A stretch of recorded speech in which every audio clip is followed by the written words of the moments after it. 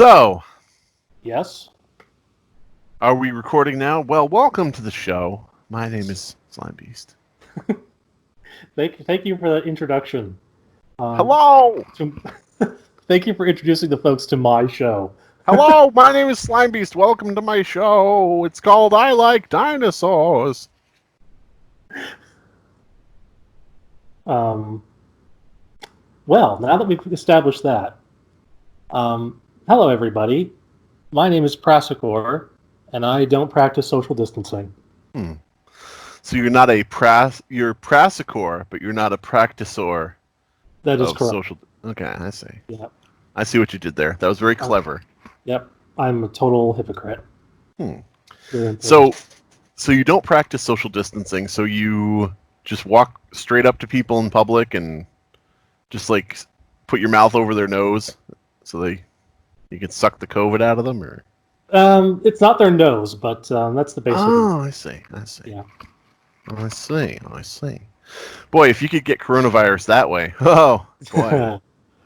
I mean, I can don't. you actually? Maybe They haven't. I don't think they've experimented with that particular method. I'm sure some people have. Well, So, what do you think goes on at all those Trump rallies? Come on now, you know what they're doing. You know what they're doing. Back of the bed of the truck. Come on. So, what is this? this is a discussion, if you can believe, of something that has been sort of bugging me for the past few weeks, and something which I know that you have had some sort of practical experience with, and that is Whatever happened to Taya Leone? That's the question, right? Yeah, I know. She was in Jurassic Park 3. Yeah, and then what? Well, she was on a show called where she was like the Secretary of State for a while, but I don't know what happened after that. Exactly. I think she got the coronavirus. Probably. Oh no! Bump bump bump, ba-da-ba-dum bump ba-dum. It's an improvement in her career over being in Jurassic Park 3. Okay, welcome to the Coronavirus Podcast, where we're talking about the coronavirus and how wonderful it is. Jesus. I mean, it's a step up from being in Jurassic Park 3, at least. What if, okay, hypothetical question for you. What if they released a movie and it was called Coronavirus Park, and it's the same music, da-na-na-na-na-na-na-na. They're just like riding by these empty enclosures, and they're like, well, it's in there, you just can't see it. Yeah. What would you do? Probably. Well, I can't go see it because the movie theaters are still closed. So. It's on Disney Plus. It's on Disney. Yes. Disney Plus COVID. And that's what I call a streaming service. Yes. So what is this? What? This is about critique, and specifically, this is about. Yeah, I know. It's about the difference between what is like fair and quote unquote legitimate critique, and what is not fair and not legitimate critique. Interesting. So basically, my position on this is, if you don't mind if I start since I am the guest, my position is criticism of anything I rate is bad. Okay. Criticism of everything I dislike is good. All right, there we go. Well, thank you for joining me. When do I get paid? You have to sign up for unemployment. Welcome to Unemployment Park, where there's just cages of unemployed people. This cage, it's been filling up a lot recently. Yeah. The island is stuffed to capacity. Yeah. Work finds a way. So, what is fair and unfair critique? So, how do you want to launch into this? You want to? If you wouldn't mind, tell us some about sort of your experience, because like I mentioned earlier, you have some sort of practical experience with both, at least what I would consider both fair critique and unfair critique. I have some Prasokour experience. I see what you did there. I get the jokes. I love how you're giving me credit for all the jokes you're making. Yeah, you're very subtle. That's a good joke, is when you tell a joke that makes the audience think of the answer to it themselves. You like sway their mind, Yeah. But critique, I guess I would say the important thing is to note that opinion and critique are two different things. in terms of like the overall concept. I don't care what people's opinion is. Like, have any opinion you want. That's your right. Whatever. You can like something, you can not like something, you could say it publicly, whatever. That's all good. That's golden. Just have an opinion, whatever. But I think when you label something critique and you set out to be a critic, then you're sort of signing yourself up for this thing where your opinion now has to have some kind of merit on some level. You can't just say, I'm a music critic and I'm going to review Kanye's new album, and then you write the article and it's like, it's really dreadful and bad and stupid. I didn't like it. It sounds like garbage. That's it. You kind of have to be a little more legitimate about, well, here's his, past work. Here's his, he's really fallen off in this album. It doesn't show the same lyricism in his previous works and things like that, as opposed to, I don't want to listen to it. End of article. So I think it's important to note, opinion and criticism or review, I consider those like different ballparks. Interesting. And opinion, I don't give a fuck. Think whatever you want, do whatever you want, say whatever you want. Yeah. But I would probably agree with that statement. I think there's some overlap between things like critique and review and opinions, but ultimately, no, I think you're right in that. Oh yeah. When you go to each one of those things, you're going there with a different expectation of what you're going to take away. So I guess my personal experience is, really, you just want to talk about like the negative stuff. Like that's really what people focus on. Whenever you converse about some topic or something, is let's talk about the bad stuff, because we could talk forever about like good criticism and good critique, where people put thought and they explain their position and they explain why they have a problem with something or why they like something. Yeah. Different things like that. You could talk about positive ones, but that would probably just be boring. So yes, negative ones. Which is interesting. It's actually a really interesting point you bring up, because that sort of leads into a segue that I noticed, which is that one reason why bad negative critiques, and I want to make the distinction here, a negative critique being a critique of something that comes away with an overall negative impression. Right. But like, bad, I didn't like this, I don't recommend it, that type of thing. Exactly, but bad in the sense that it doesn't have that same legitimacy, which is that I think, because of course, at this point in time, there are now quite a few review channels on YouTube that cover all sorts of media, whether it's movies, music, or even short horror fiction. Right. And your work has been both the subject of legitimate criticism and not so legitimate criticism. And sometimes in the same review, too. Sometimes in the same review. Yeah.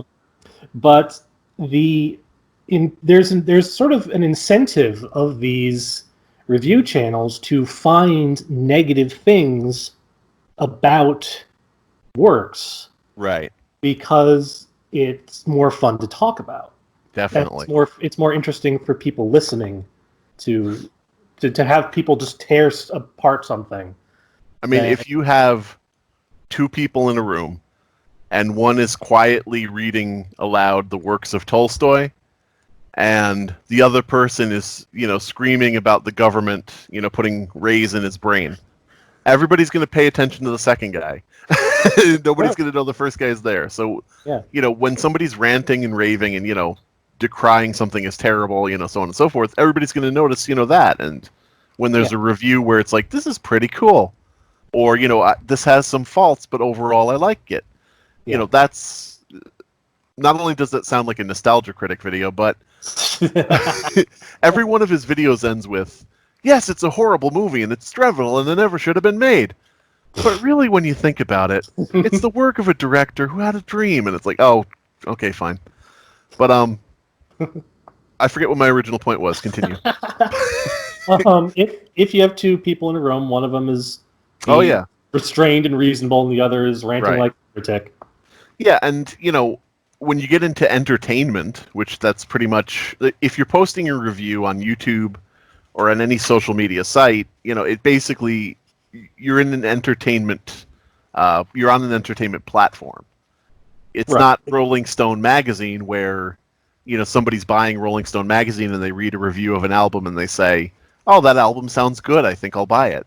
On social media, people don't really want the review that says something's good, and they should go buy it. So Yeah. what people want is the entertainment, and the entertaining thing, the easy go-to thing is ranting and raving and screaming and, complaining and so on and so forth, saying this is shit and, Yep. taking a video of yourself lighting something on fire in a, fire pit.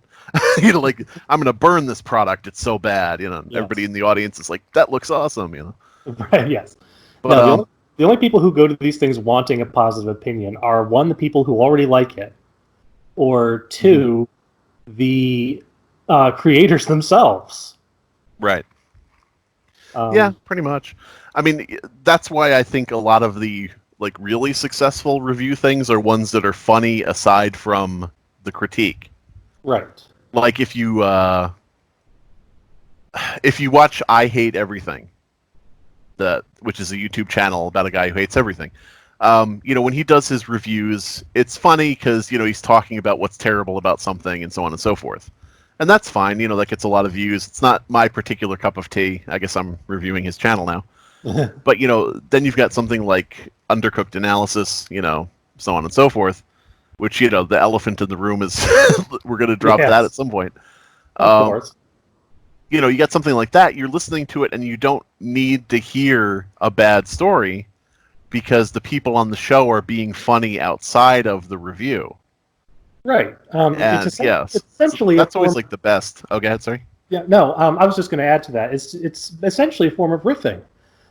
If you listen to riff tracks, they do movies that are horrible and they hate, obviously, but they will also do movies that they love. Right. And it's easy to tell the difference. And it's not that you can't find something funny or some kind of insight through comedy with just bad stuff. You can do that with anything. Right. If you're good about it.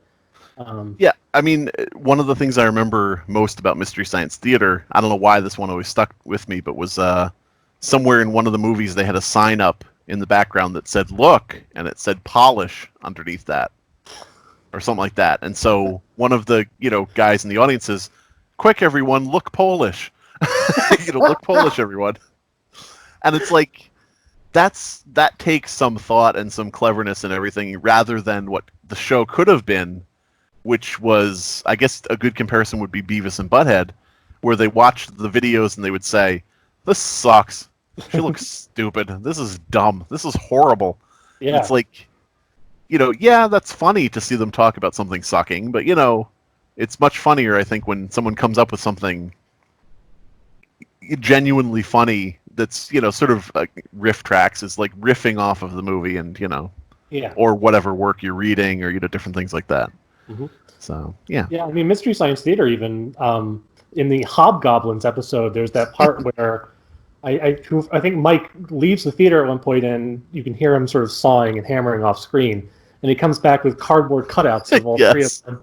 Yes. And it just plays a recording that every 5 seconds goes, "This is stupid." Wow, that looked horrible. Yeah. But yeah. What an idiot. Yeah. But I guess. Oh, go ahead, sorry. No, I was just gonna say it's basically making fun of bad review channels 20 years beforehand. I guess in my personal experience, I really see, and this goes to, I guess, the whole topic of the thing of what is good critique versus what is bad critique, if there is such a thing, whatever, subjective opinion. Of course. But when you are looking for things to dislike, I think that's when it, or looking for things to like, like you're gonna ignore all the problems. When you're purposefully trying to guide your own position on it, I think that's where it becomes a bad review or a bad critique. Because you can sit there and say, like I did a video several years ago for April Fools where I read The Raven by Edgar Allan Poe. Yep. And I read it like a, reviewer who was trying to find problems, where I'm like, a talking raven, why would it be a talking raven? Parrots talk, ravens don't talk. That's, ridiculous. The writer obviously didn't realize, parrots and ravens are different things.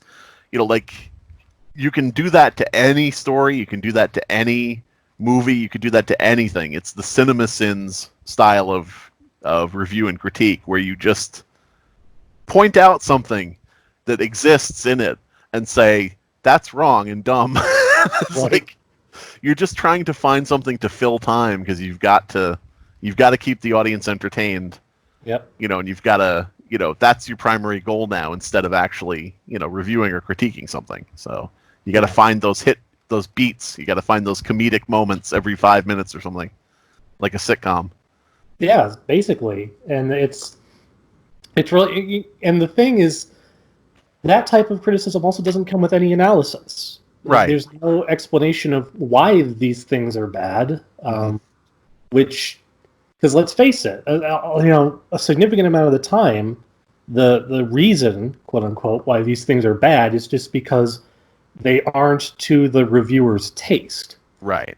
Which is fine to acknowledge that, to say, if you're analyzing something, to say, like, oh, it employs this trope, which I personally don't like for X, Y, and Z reasons. But to simply say, oh, well, they're using this trope, ergo it is bad, is lazy. Right. And well, it's like the difference of, like, somebody who reviews television shows or whatever, and they get to Steven Universe, and they say, I'm going to review Steven Universe. And if they're legitimately critiquing, reviewing something, they look at it, they look at, part of it, they look at as much as they, need to do their, to feel justified in what they think. And then they say, well, this is for a different demographic than myself, but I feel these are the negatives. And I also feel, that I do like the quality of, like, this one song, or, I do see, that maybe this is for, a new generation of, kids, or, whatever type of thing they would say, as opposed to somebody who goes and they just say, look at this, if you'll forgive the term, look at all this gay stuff going on. It's just gay, gay, gay. Like, that's not somebody who's legitimately critiquing. That's somebody who's, oh, I see you had an agenda before you started this. Yeah. Okay. Yeah, right. Yeah, I see you were looking for reasons to not like it because of the preconceived notion, that you knew what it was basically about, and you were mad, But, like, in my own personal experience, and, I sometimes, like, when I review stuff, I'll be harder on a popular story. Because it comes with that thing of, this is popular? Like, what? Really? Okay. But, I get that thing, I can see both sides of it, because I sometimes wonder how something got popular. But on the other side of it, I have seen the reviews or a critique or whatever, where somebody says, the great, creepypasta, Abandoned by Disney or whatever, that everybody loves, but really it's shit. And it's like, well, I think there's a lot of people in the world, probably like 0.0000001% of people in the world have heard of it. I don't think it's something everybody loves, and, it's like that type of thing. But it's like, so you get both sides of that, where on one hand, I'll review something and I'll be like, geez, this is what Tiki Toby was all this time, and that's whatever. Okay, well, whatever. But then on the other hand of it, I'm like, well, that shouldn't really matter, when you're looking at something specifically. So, it's hard not to have a preconception, but you gotta be aware of it and, try to do your best to move past, your preconceived notions, and acknowledge them too, and not be like, I have no biases. I am the ultimate, unaffected reviewer. I am the perfect critic. Yes. It's like, well, no, everybody has stuff they like or don't like, so whatever. Yeah. No, and that I've heard this term used before, which is objective critique. It's like, no, that's not the word you're looking for.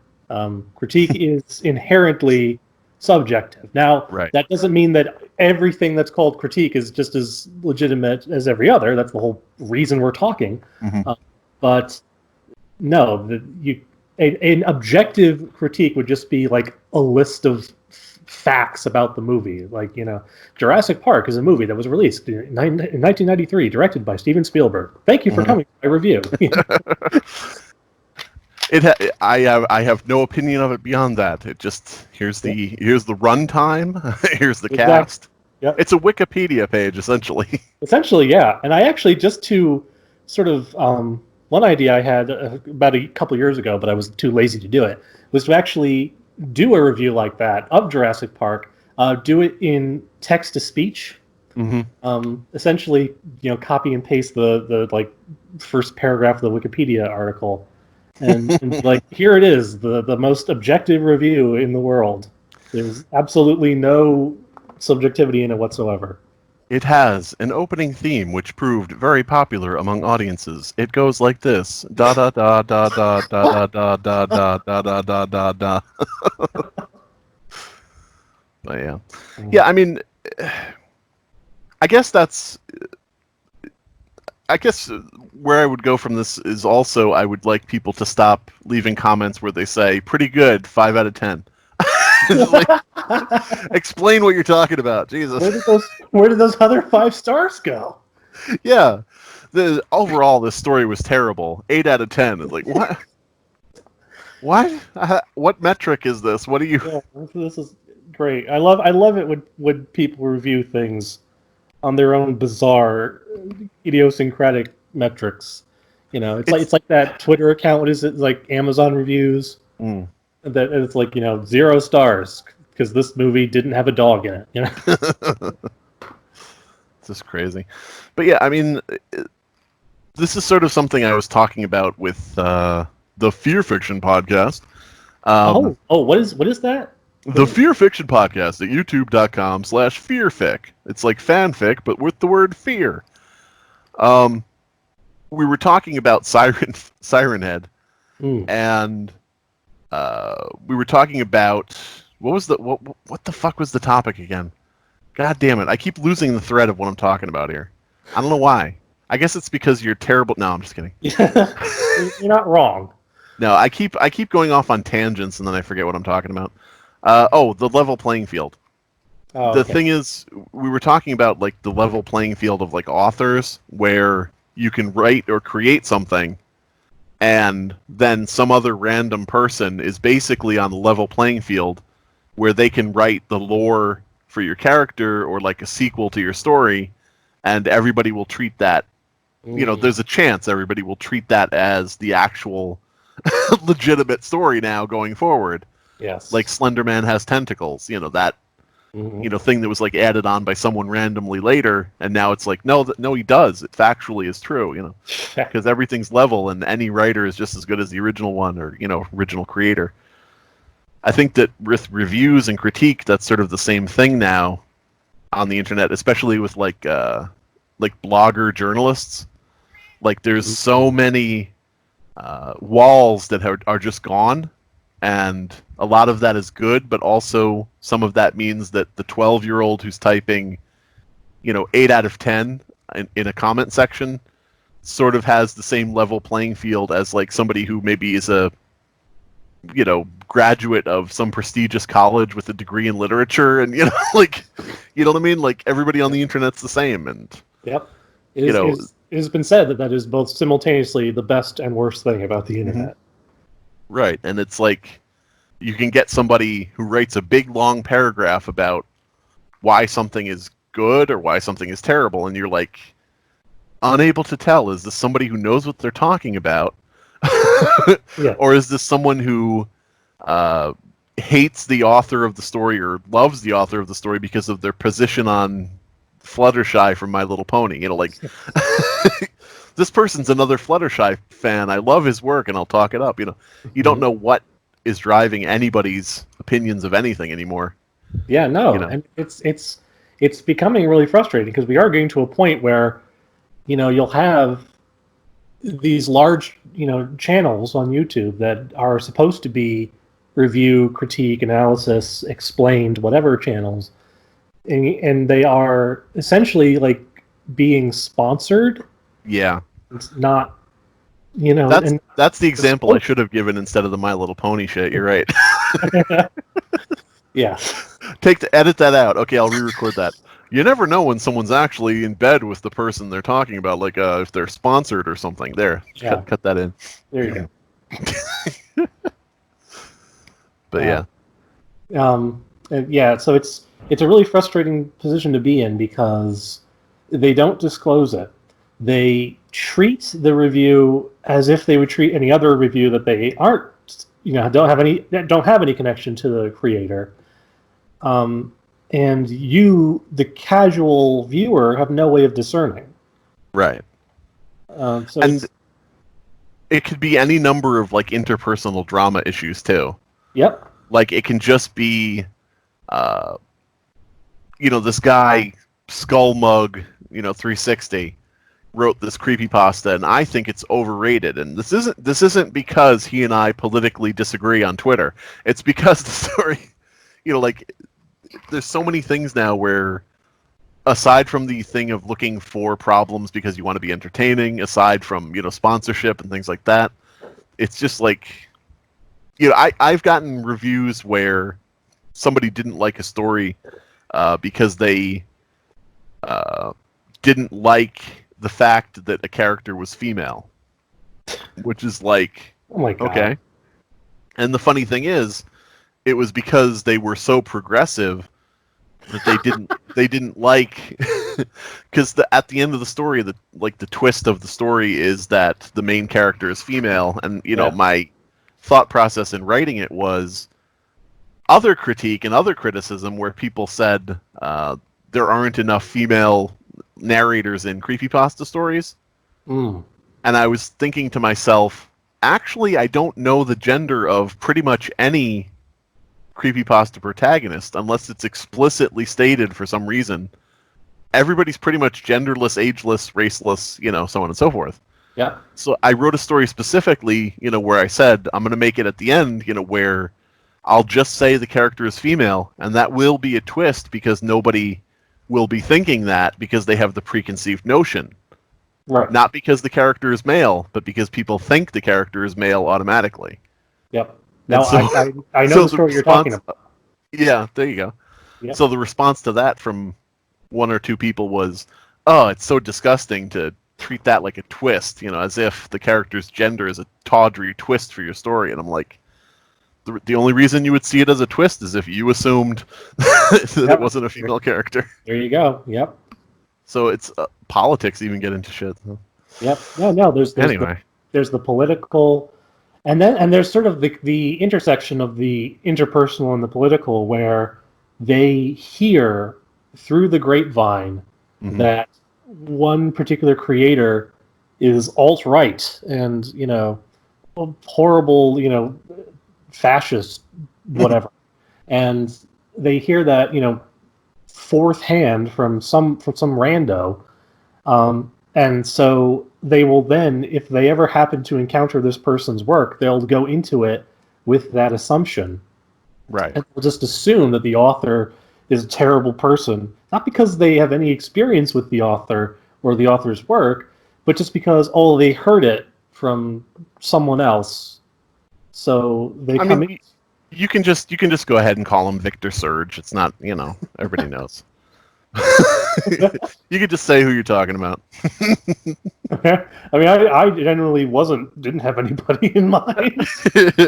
I have no idea of anything about him. I'm just fucking around. But that's the thing. I knew so little about him. I was like, oh god, is this a thing? Mm-hmm. One funny thing, I don't know how much of this is like diatribes and how much of this is supposed to be productive. I don't know. But is there a difference? Maybe. I remember you remember Jenny Nicholson, right? I do remember. Yeah. Okay, for anybody listening to this who doesn't know who Jenny Nicholson is, she's a geek vlogger, talks about Star Wars and Disney and blah blah blah. Made this video where she was talking about creepypastas being stupid, which I'm all for that. I'm like, let's talk about some dumb shit. Let's let's get into this. It sounds fun. I watch it and I see, because I had up till that point I had watched her videos once in a while. I see, Abandoned by Disney is mentioned in the goddamn description. Oh my god, this is going to be great. I don't skip to that point. I wait through the whole video as she, quickly talks about this one, quickly talks about that one, quickly talks about this. Gets a lot of stuff wrong about the stories, but whatever. I'm not here to gatekeep. And then gets to Abandoned by Disney, does this whole long section about how fucking shitty Abandoned by Disney is. And to top it all off, does that thing where she says, the person created this story because they wanted to stab their friend and go live in the Slenderman mansion. Talking about me. And I'm like, oh, fuck. All right, we're going to do this thing. So I talk to this person, and I find out that she's friends with somebody I turned down for the rights to my work. And I'm like, oh, okay, now it makes sense. Yep. And that's a quote-unquote review. And that's quote-unquote critique on YouTube. Yep. And so I'm like, oh, okay. Yep. And again, she didn't disclose it. She didn't say, right. Oh, by the way, this author had a beef with a friend of mine. So take that with a grain of salt. But right. I even later on, I asked that person that I turned down for the rights to my work. I specifically emailed that person a while back, and I said something about that whole situation with Jenny Nicholson, and he said, "Yeah, we talked about it a couple times." I was like, "Yeah, okay," because he didn't know why I was asking him, because I don't think he watches all our videos or anything. Right. But I was like, okay, I figured as much. I do, yeah, but no, and I find it, and I honestly generally find it funny also that he would even talk about that with anyone. Yeah. It's kind of goes to show you a lot about that guy. Yep. Doesn't it? The literal definition of that guy. That's the term of that guy. Don't be that guy, folks. Yep. And she's not the only person he talked about that with. I'm betting. Oh no, of course not. Yeah. But anyway, I don't know. It just goes to show that, like, from personal anecdotal experience, maybe it's not like that for everybody, but from my personal experience, it seems like there's an awful lot of people who review stuff for reasons other than reviewing it. Right. Yeah, no, that's definitely true. And that's why I wanted to talk to you about this, is that because that's one of the incidents I had in mind, is the Jenny Nicholson thing. Yeah. And it's like, maybe, it's possible that maybe she was more critical of Abandoned by Disney because she herself is a Disney geek, in the same way that maybe I'm going to be a little more critical of a dinosaur story, just because it's about something that I really care about. So if I don't feel it's doing it justice, that might irk me a little bit more. Right. But it's possible, anything's possible. Right. And it's also not one or the other. It can also be both. That's true. That's true. But yeah, next subject, bad creepypasta with Michael Leroy. That was the other one. I figured as much. Yeah. Yeah, I think guys who can be really funny, they've got the British accents working for them. That's always funny. British is funny. Yep. By default. But I think that's another case where, and I don't know, this is just turning into Slimebeast finds ways to vent his frustrations, but that was another case where they earnestly, I believe, they earnestly reviewed a troll pasta I wrote, but without realizing it was a troll pasta. So, I don't believe there was any ill motivation there. I don't, anything like that. I don't think they had any idea who I was, or, much less should they have any idea who I am. But they reviewed that as a straight up real story instead of a troll pasta. I corrected them on it, and then that became the reason they did further, review work that was seemingly to provoke or whatever, like, oh, you're going to correct us on that. Well, we'll review one of your most well-known stories and we'll say it's shit, which is fine with me if you just say something is shit. This is something I wanted to touch upon that I haven't really touched upon yet, is it's fine if you don't like it. It's fine if you think it's terrible. It's fine if you find problems. It's fine. All fine. What gets me is when people make stuff up and they try to find some reason to not like something that isn't there. Mm. Like, in that specific example, I wrote in the story about, the Disney supposedly releasing sharks into local waters when they close down a certain resort. And, taking a moment in the review to say, oh, that's so stupid, as if Disney would release sharks into the water. That's so unbelievable, blah, blah, blah. Yeah. And I'm like, that's a real urban legend that people really say in real life. It's not something I made up. Yep. And by the way, to anybody who does find that unbelievable, the sharks that are generally kept in aquariums are not like the big man-eaters. They're like the black-tip reef sharks that live in that area anyway. Mm-hmm. So just releasing them wouldn't even be like that crazy. Right. But that's the thing is, and another silly example is someone who was sort of related with that whole thing was reviewing another one of my stories, and I had a character in it named Ode, which was OAD, like a monster creature. And in the review, the person says, Ode, really? That's the name? Why not something like, Cthulhu or blah, blah? And I'm like, that's not a criticism. You're just trying to think of something.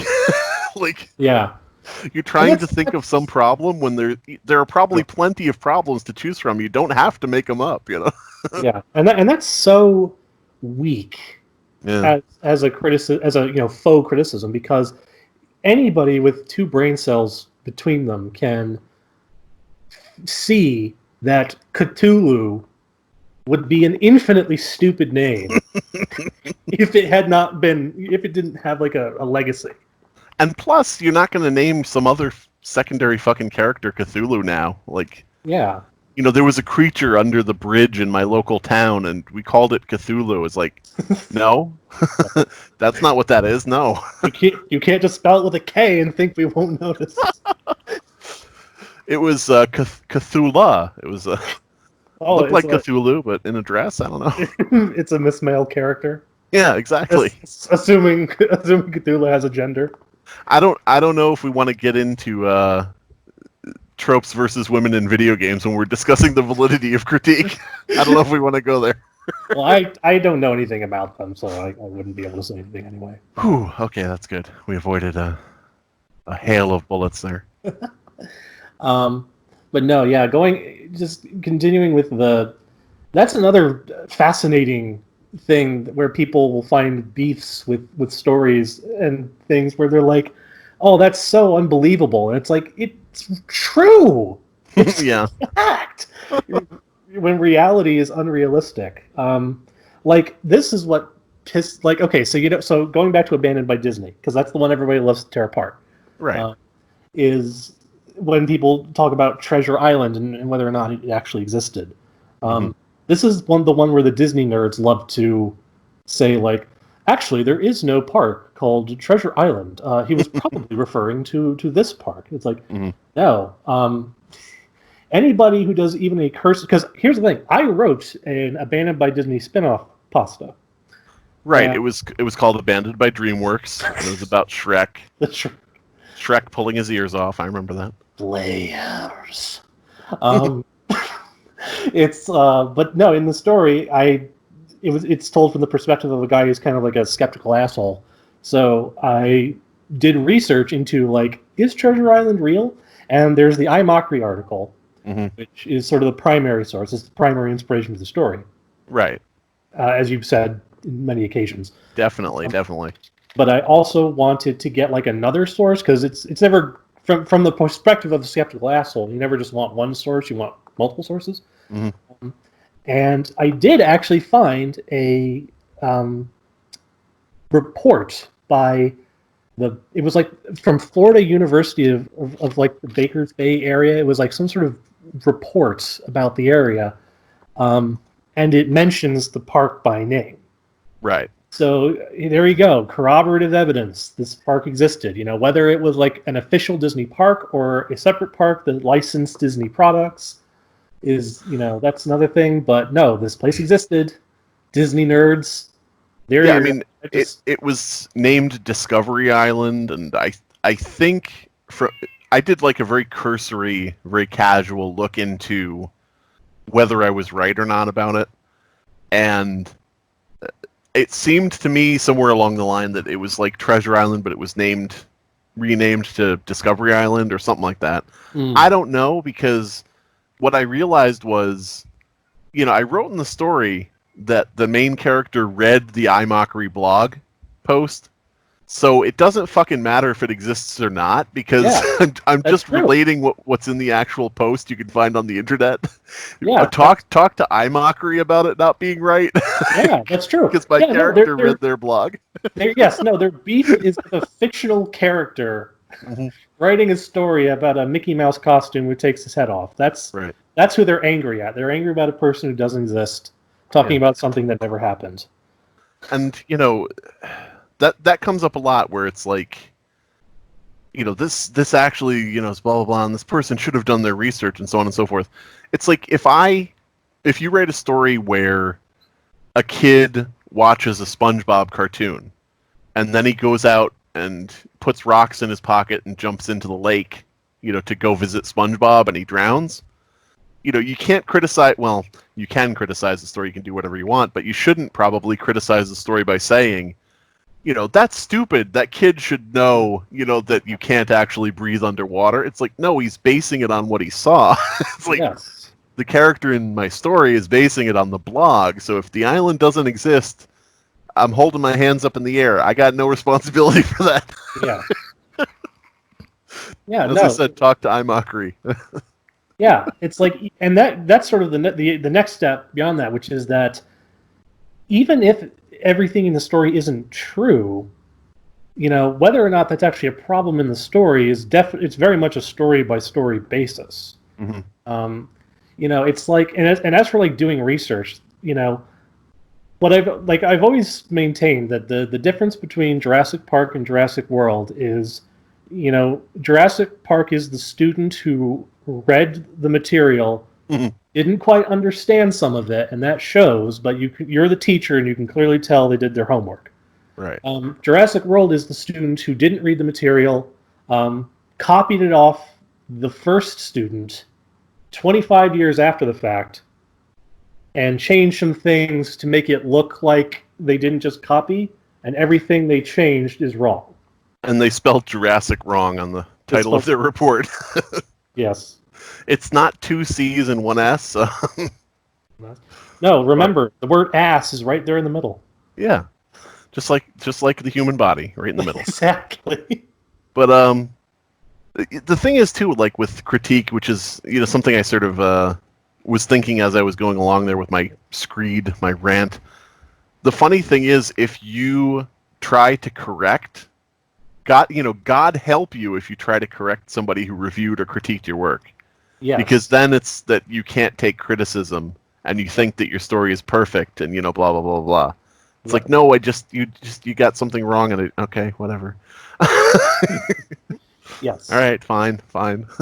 Yep. Which is always this bizarre, and that's essentially, that boils down to this bizarre notion that people have where they're allowed to do whatever they want, but other people aren't. And it's the same thought process that goes into narrators who read other people's work, but if you downloaded their videos and re-uploaded them on your own YouTube channel, well, that's my content, but you on the internet for free, so that means I can do whatever I want with it. Right. By your logic. Yeah, people love to. I feel like at some point we should just put in a token discussion of positive reviews, because we're talking so much about bad. Oh no, we will. But, that's the main reason I wanted you on here, is you have been on the receiving end of bad reviews, and not bad reviews as in reviews that didn't like the work, but as in reviews both. You've been, and also you've been on the other side, which is that you are a reviewer of stuff. Yeah. Do you have like those 3 different perspectives? You might say I am the most objective person in the world, but no. The thing is, with people reviewing stuff and critiquing stuff, like you said about people wanting to do something but not have anybody else do it or whatever. Yep. They want to be able to. Certain people want to be able to look at your work and ridicule it and point out inaccuracies, but they don't want anyone to ridicule and point out inaccuracies in their review or the critique. So, like you said, it's that thing of, I can do it, but not you. And if you do that, you must have some ulterior motive. You're trying to censor critique. Oh. When I wrote my review where I said, Abandoned by Disney is a terrible story because it, takes place at Epcot Center and it ends with, Donald Duck ripping his feet off. That was, it's not that was wrong or inaccurate or anything, and that didn't show that I didn't read or understand the story or remember it. It's just that you, sir, want to stifle the creativity and work ethic of the news media, of which I am a part at youtube.com/ I hate reviewing 458. My upstanding fine channel, my scholarly thing. Yeah. Anyway. No, that's a perfectly fair thing to say, because ultimately a review, a critique, of whatever you want to call it, is content. It is something that is created by whoever puts it out there and is therefore subject to review and critique itself. Mm-hmm. Obviously you can just, go into an endless spiral of, going back and forth between the work and then the review and then the review of the review and then the review of the review of the review. But, at the end of the day, as long as you are operating with some kind of integrity and, willingness to put forth effort into, truly giving something a chance in reading it and analyzing it, unless the author really is an asshole, then you're not going to get people who are too upset about it. Mm. I guess the overall thing with all of that is, it sort of is dawning on me now, like, unless somebody has a gimmick where they're like, I'm the angry guy who reviews things and is super angry, and this is obviously a joke and a character. Unless it's somebody like that who's doing like a bit, if you see somebody who reviews something and they hate everything they review, they're probably just doing it to get the ad revenue and the clicks. Yeah, really. If they haven't reviewed a single thing they like, what's the problem? Do they not know how to find what they like? I mean, what the fuck, Citizen Kane? There isn't a single Kane in this whole fucking movie. And plus, I'm not entirely sure he's a citizen. I want to see his birth certificate. Yep, that's Charles right. Foster Kane. We want to see your birth certificate. I bet if you tweeted that out, there's like a 50% chance Trump would take up that cause and say we're looking into it. Regardless of who it is or what the context is, you just okay. Well, yeah. I'll check. Anything to distract. I'm really proud. I'm really proud that we just started the Charles Foster Kane birther movement. This is where it started years later when they look at the history.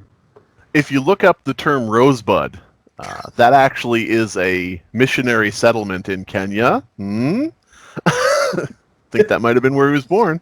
Yeah. But anyway, so positive reviews, those are nice. And yes. I don't mean positive reviews like glowing reviews of the content. I mean like people who care and are passionate about what they're doing and know what they're talking about. So on that note, because of course, you let's be honest here, you have your fair share of people who hate you. For a number of reasons. And present company included, yeah. Which one though?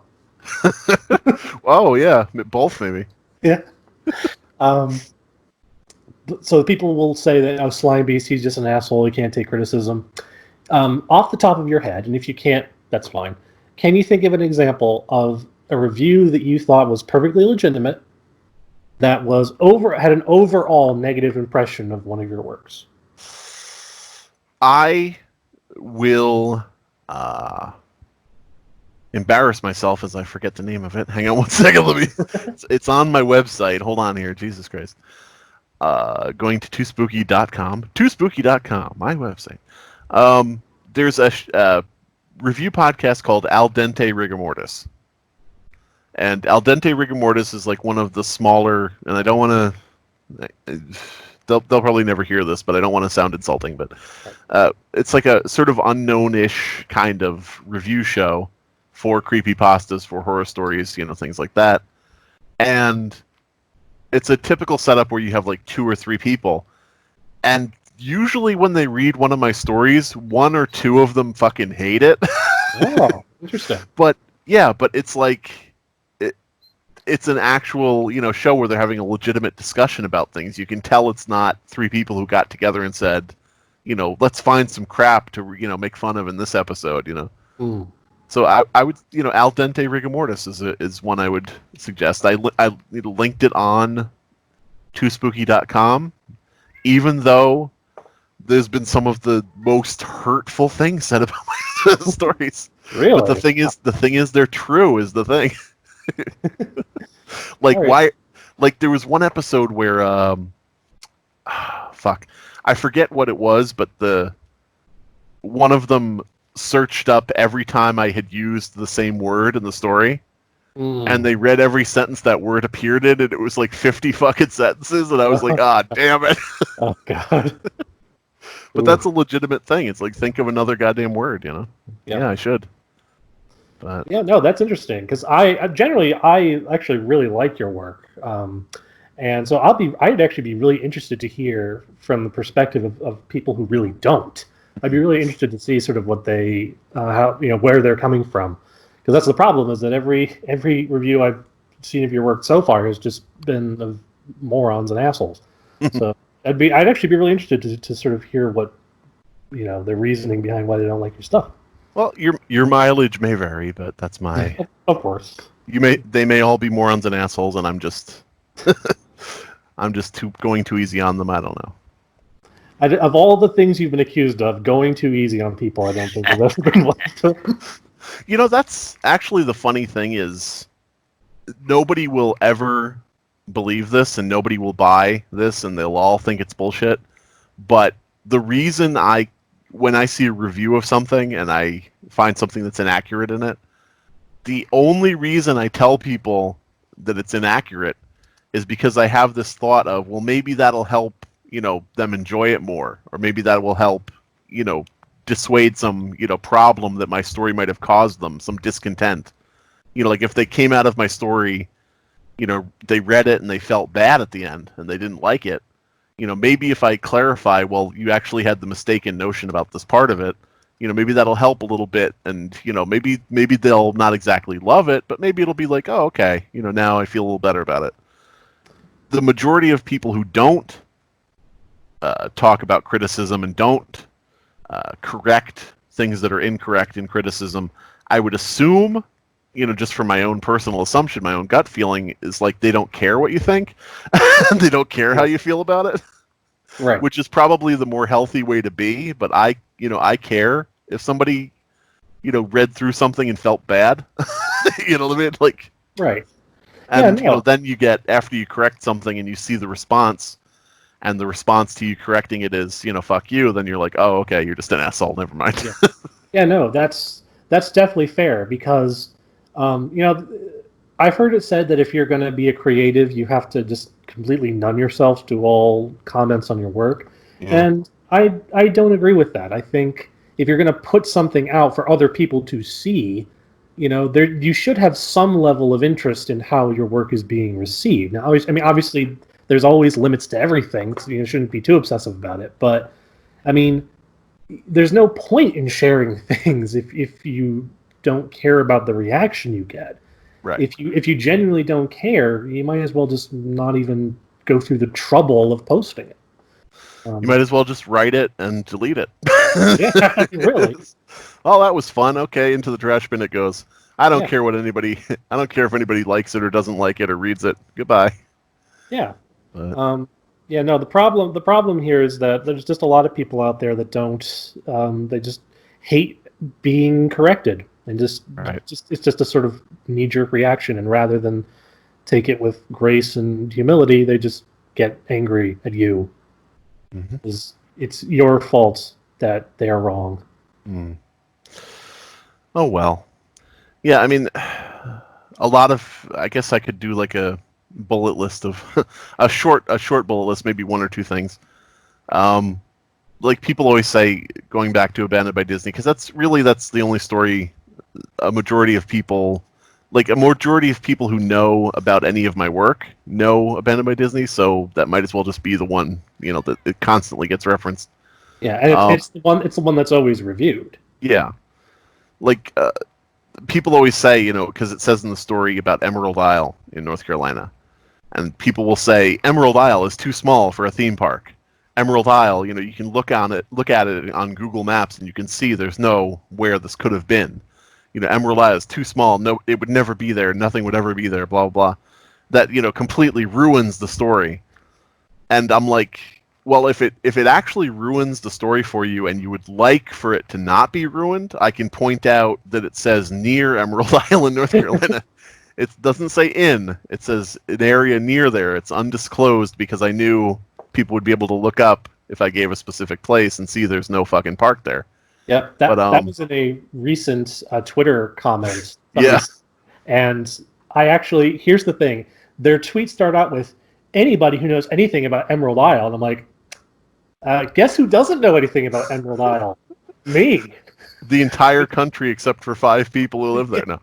Yeah, so I guess your criticism doesn't apply to me, the person who doesn't know and doesn't really care. Yeah. But, that's the thing is, do you actually want the story to not be shit, or are you happy that it's shit? Because if you don't want it to be shit, I can help you with that. And if you want it to be shit because it makes you happy to, laugh at it or say it's bad or whatever, then okay, just, let me know and I won't, correct anything. You could go ahead and say, do whatever you want, whatever. Yep. But if you really legitimately want to like it, but then that ruined it, let me offer this helping hand, whatever. Yeah, I mean, it's really sad to think, but there are people out there who get more enjoyment out of the sort of bizarre self-righteousness that comes from tearing apart a bad story than they do about enjoying a good story. So they don't necessarily want the stories to be better, they just want fodder.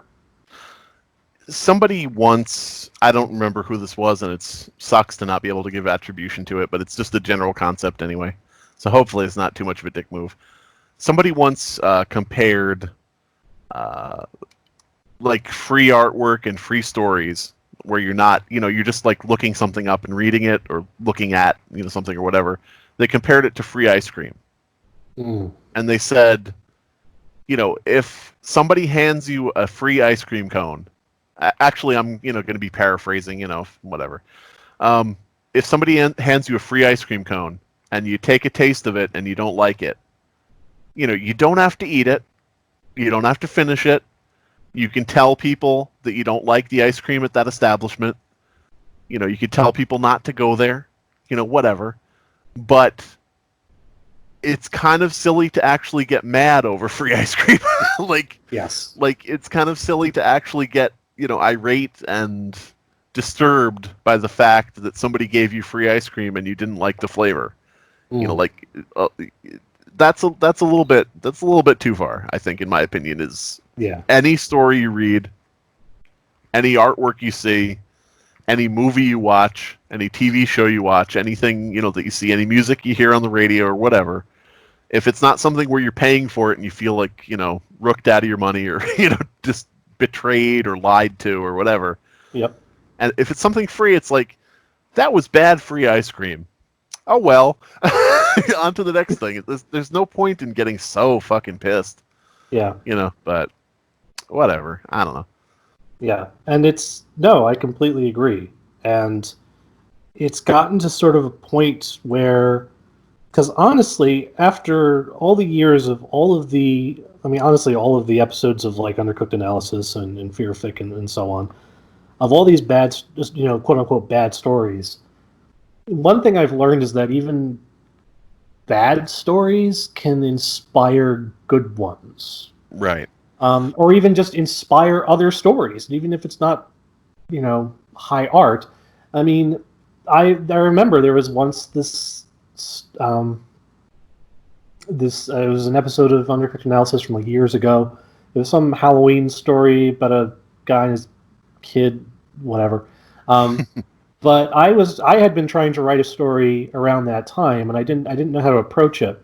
But just listening to this story gave me the idea to sort of center the story around a father and his child, and that got me to actually write the story.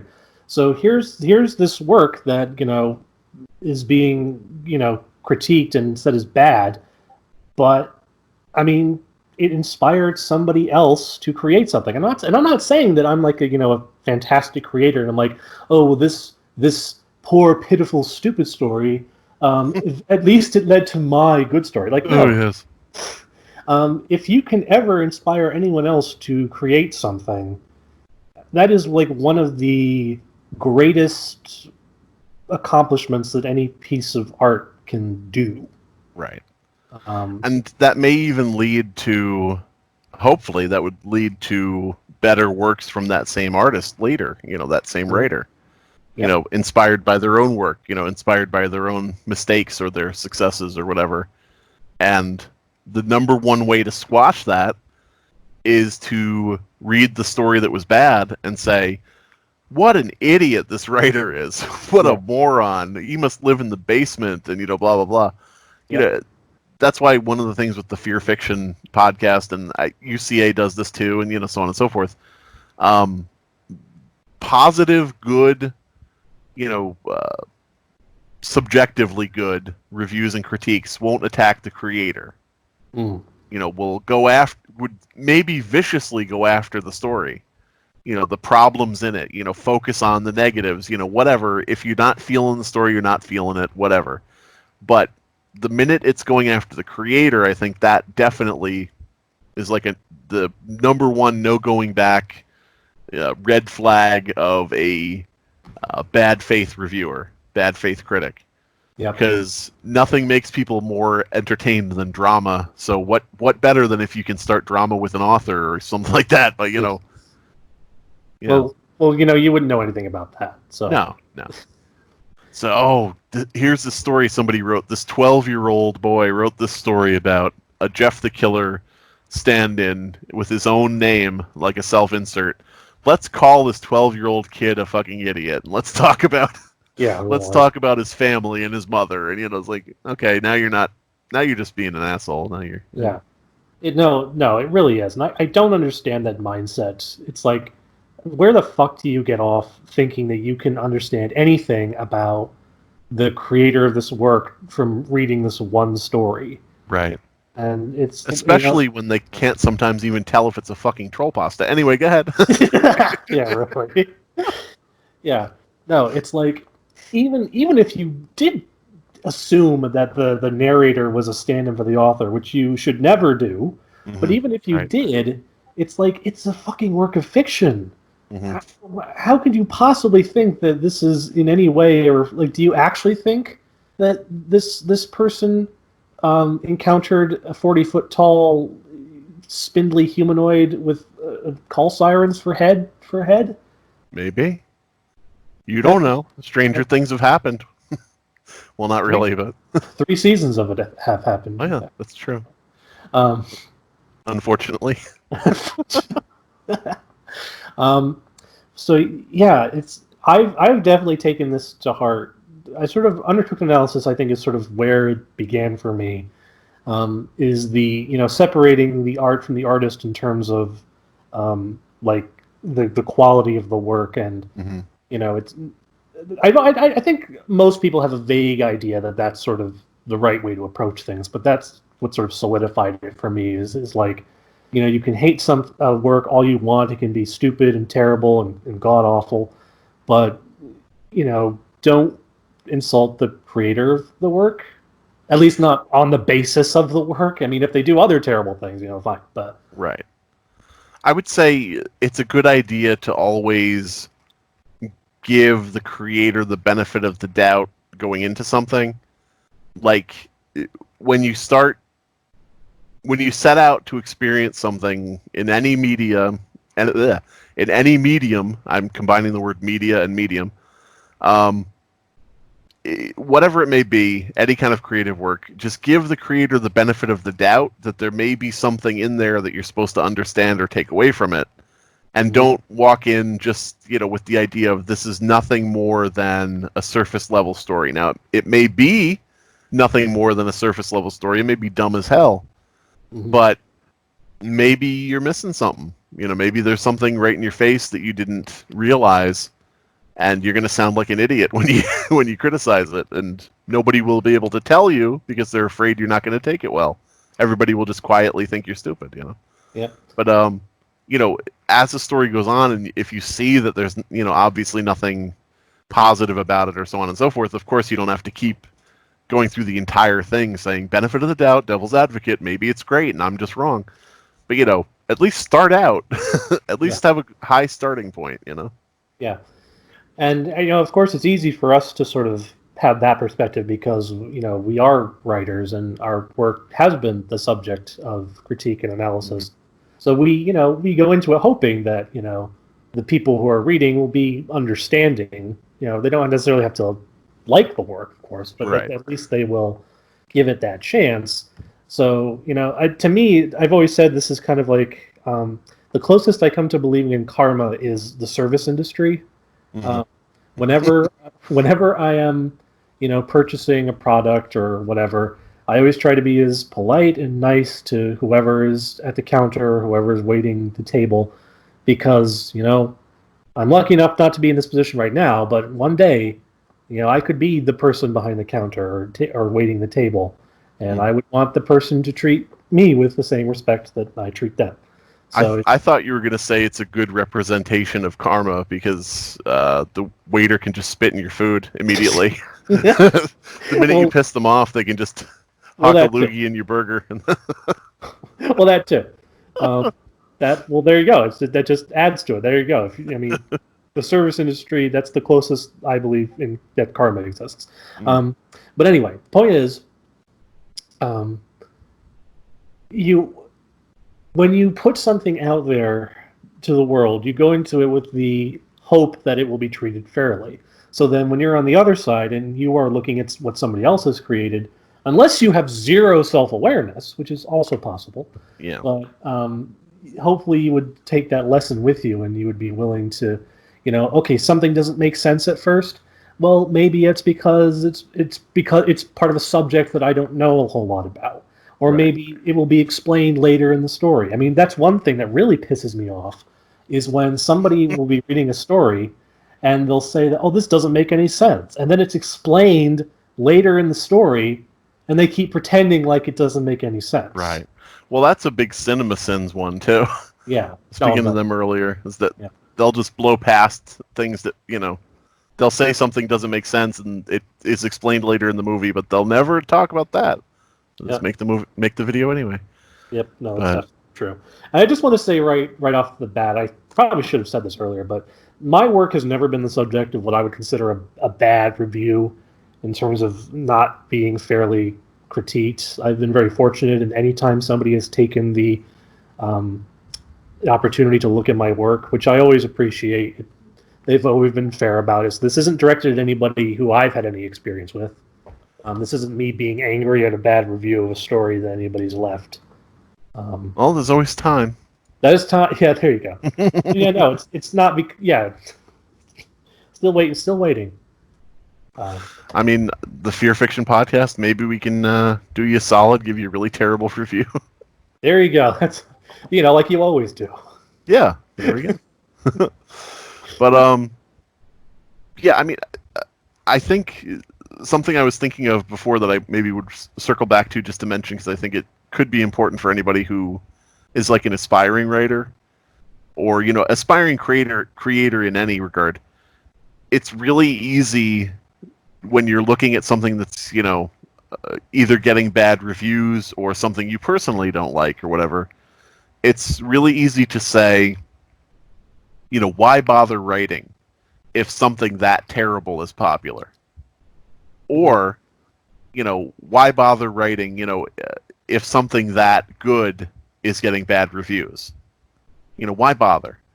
And really the thing to look at that is sort of like to flip it and say, you know, if something that bad is that popular, then what I write, if it's better than that, hopefully it'll get somewhere too. Yep. Hopefully if I put my heart and soul into it, if that can get popular, I should, have a fair shot at it.